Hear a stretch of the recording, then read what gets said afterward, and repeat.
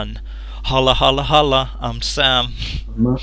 And you know this is the superhero hub, because it said when you clicked on it, what are we doing today?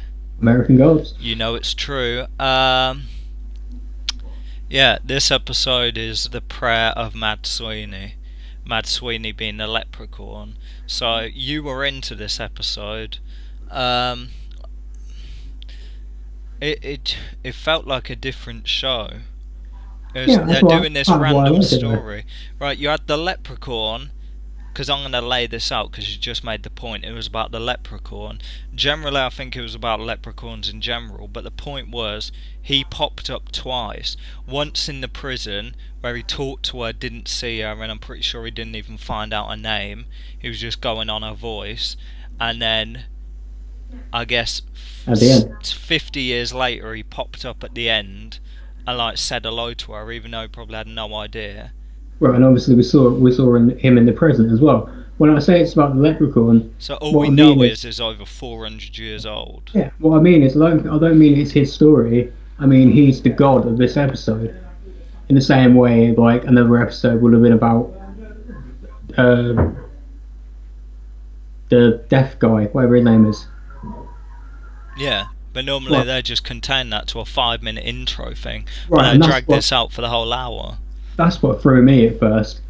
This was because I was going to call it a prologue, but we can't even call it a prologue. It was the longest one. I mean, I've been sit there It most was of the an last hour five long. minutes, and they went 15 minutes. I'm like, where are we going? It was basically just that it was like story time, wasn't it? They were telling us about a story of this woman who affects the plot in no way, except it was Emily Browning in a red wig with freckles painted on. And as we just kind of spoke about, it's like for any like, oh, that's her descendant.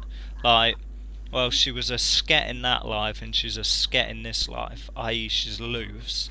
But the fact that she looks exactly the same over 400 years ago, because it was like around the colonial times in America, so it was about what, maybe 1700 at a push, because they were mentioning King George, so 1700.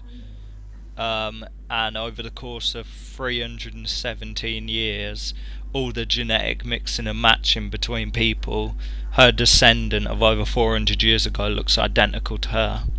Right, but You might fool someone, but you won't fool me. is she a descendant or is she something else? So Is she you, some sort of reincarnation? yeah, your theory was reincarnation. Well, not necessarily. You know, I'm not claiming to have the answers on this right now. I don't know if she's just simply her great great whatever. Or You know, it maybe can't be a she was just a coincidence. character, and they just thought, let's just have her play her because we can't be bothered to pay like Right. $100 to hire some other woman. No way. You don't have a show this wacky of a concept and all this stuff in it and not hire another actress if you want it. There has to be a reason. It can't be a coincidence that Emily what's her face Browning. in the past has such a link to the leprechaun and then does in the modern day as well. Well, no, That it just can't be a happens coincidence. she got the coin. Get right. It just happens. No way. um, I was thinking about sheer coincidence. well, what I thought was interesting is how, like, well, there was switch between that and modern day. They ditched the guy looking for the gin, got rid of him, and then they carried along and they're driving in the ice cream van. I don't want to be that guy. I don't want to come off immature, but I think I would have been eating ice cream in a higher volume than what they were doing. I'd have Really? just been eating the ice cream. Yeah, why not? I mean, you've jacked the ice cream truck. Let's be serious. They're doing whatever they want to do, and it really has no consequence. It's not like the police are chasing them. So I'd enjoy it, I guess. What would be Um, your ice cream of choice? so yeah, Like a uh, magnum. we had a kind of flash of Easter with the white rabbits because there were two of them. There was one on the side of the road, then a little later on another one, and that ran out. And instead of just running the thing over, which this is the kind of worst mistake people make, and this is seriously like a message to drivers. I don't want to be that guy. I know people are like, oh, animal and stuff like that. But most accidents occur and stuff like that when people are driving along and they see like some scuzzy little hedgehog or something, and they decide to violently jerk on the wheel to avoid the hedgehog. Then they end up crashing into a tree and killing themselves and everyone in the car. Just run it over. It's callous, but run it over. If they Yeah. ran that bunny over, she would have had a front. You know what I mean? If they were normal people, they would have both been dead. You know what I mean? So it happens in every TV show. Someone swerves to avoid a ferret, they end up flipping the car and killing them and their young children. So just run it over. That's my message. Yeah? You can't disagree with that. So I have yeah. nothing to say. So basically they flipped the car over.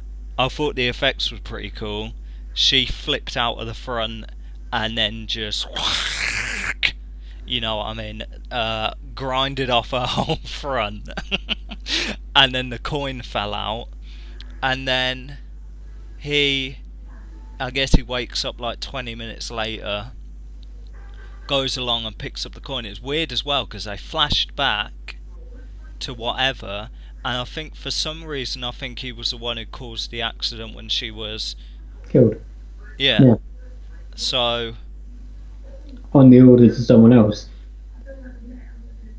probably Mr. Wednesday. Yeah, 'cause he was talking to the crow, wasn't it? Or the Yeah, bird. I guess it's a crow.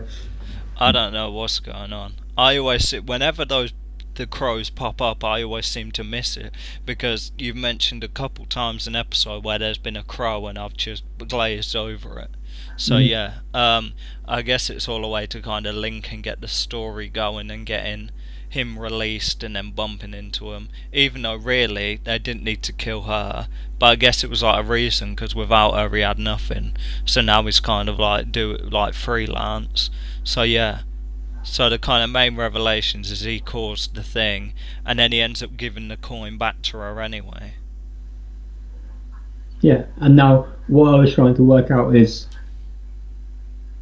does he do that because of the past, or does he do that simply because of her? See, I think maybe he's got to stick with her. I guess she's got to be alive because it's just part of the thing, part of the big master plan. He mentions as well something about him being in a war, and then he ended up allowing it off. So that's why he's going to wherever it is for this massive confrontation. That like he owes him a battle. So you Mhm. had that. But the thing is, he didn't look at this past woman. He only saw her as an old woman. So, and he would have bought. I think That's he right. would have bought it up. He would have been like, "Look, I knew your descendant who looked exactly like you 400 years ago, and that's why I'm helping you out." It's like, let's be honest. In terms of weirdness on the show, that's not going to be a shocker, is it? So yeah, really the episode was just some random story about this woman, which may not be random, and they're talking about how leaving tributes out to God, because she was just gods and stuff like that, because she was jacking stuff left, right and centre, and then when she stopped leaving the milk out and the random stuff out for the gods because she was too busy banging, she went and jacked something and she got caught. Mhm. So if you go out stealing, leave a saucer of milk out for a leprechaun and you'll get good luck. And if you Right. don't, you will get caught and sent to prison. But it's okay because if you get pregnant, you just get thrown on a ship. Sure, but it continues the theme of not forgetting the old gods, right? Because like you had the Muslim guy, like he was constantly getting out. That was the whole thing, right? He kept getting out to pray, which Yeah, ironically was doing the leprechaun's nothing. yeah. Which is random. Is getting annoyed because really it kind of works out for him, right? I don't really know how that works. I guess when he's got his coin, it don't really matter. Yeah, but I suppose that I don't quite understand it, but I guess that's the weird dynamic they're going for. That the whole thing is about in the past, she's getting to leave out tributes for him and his like, or in the modern day, he's getting pissed at the Muslim who keeps praying to his god. It's weird that you get these things at the first 5 minutes where it kind of gives an insight to all these random gods we've never seen, but when it comes up to the like main players, they try and explain it and it's just confusing. Don't make Yeah. sense. So yeah. In contrast, if we get onto numbers, unless there's anything else we've missed, I think there's like 2 episodes left. I guess next episode's gonna have Easter in it. Uh, You know what I'm waiting for? I'm waiting for an Odin episode. yeah. See, If he's Odin, surely we got to have an episode that focuses on him, like we have Sabbath with the leprechaun. well, really, if they were gonna do that, it makes sense to have an episode of him and Loki, him and flipping him and Mr. World. So we kind of start off at the beginning and then contrast both their characters' origins to this point anyway, because clearly they've got beef. I guess. So the leader of the old gods and the leader of the new gods explore that story. I mean, if we're coming up to this battle, it's probably just going to be disgusting things. They're going to throw insults at each other. Yeah. Let's talk numbers. I know you didn't like it. This might be my favourite episode of the show. To be honest, I was watching it, but I was doing so. I was just. It was more audio than visual. It's like I could have been across the rooms, like pairing up my socks, and like not missed any of it because it was being so descriptive, or in an audio fashion that I didn't need to like stare at the screen because it was just explaining everything in excruciating detail. So I was just like, I was just doing my stuff and just listening to it. It's like I didn't feel compelled to sit and watch it. I really liked it. I'm going to give it an 8.5. It felt like this wacky, weird show mixed with a biopic, mixed with Gone with the Wind. I thought it was great. If it explained it better, What did you need explaining better, though?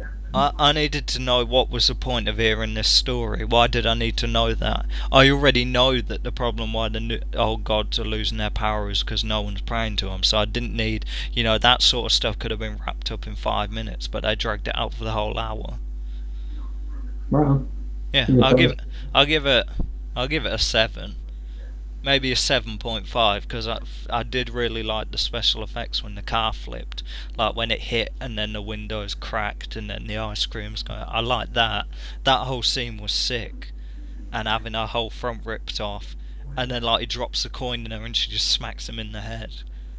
But yeah, truth be told, I think that might be part of the reason I like it so much, though. I prefer them two to Shadow and Mr. Wednesday. Yeah, because they're kind of both we don't give a shit. Mm-hmm.